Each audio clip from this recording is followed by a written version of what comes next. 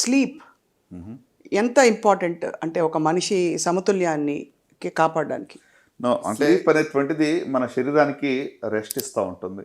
బాడీలో అంటే ఫిల్టరేషన్ జరుగుతూ ఉంది. ప్లస్ ఇంకోటి ఏంటంటే ఎక్కడైనా కూడా ఒక డ్యామేజ్ ఒక సెల్స్లో అయినా కూడా ఈ స్లీప్ టైంలో రిపేర్ కూడా జరుగుతూ ఉంటుంది. సో దానివల్ల ఏంటంటే మీ బాడీలో ఏదన్నా even if the process start అయినా కూడా అడిక్వేట్ రెస్ట్ తీసుకోవటం వల్ల మనం రిపేర్ మెకానిజానికి టైం ఇస్తున్నాం. రైట్. సో కాబట్టి 6 to 8 hours, 6 to 8 hours, minimum 6-8 hours అనేది adequate.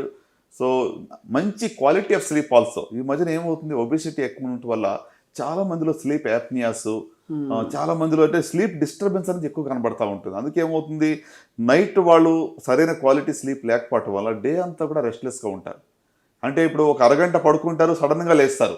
So because of the obesity, the what we call a sleep apnea అంటాం అనమాట. అంటే ఎంతో మందికి మీరు ఈ మధ్యలో చూస్తుంటే దానికి అబ్స్ట్రక్టివ్ స్లీప్ ఎప్నియా అంటారు, రైట్. సో దీనివల్ల క్వాలిటీ ఆఫ్ స్లీప్ డిస్టర్బ్ అవడం వల్ల డెఫినెట్గా నెక్స్ట్ డే కూడా వాళ్ళకి ప్రొడక్టివిటీ కూడా బాగుండదు.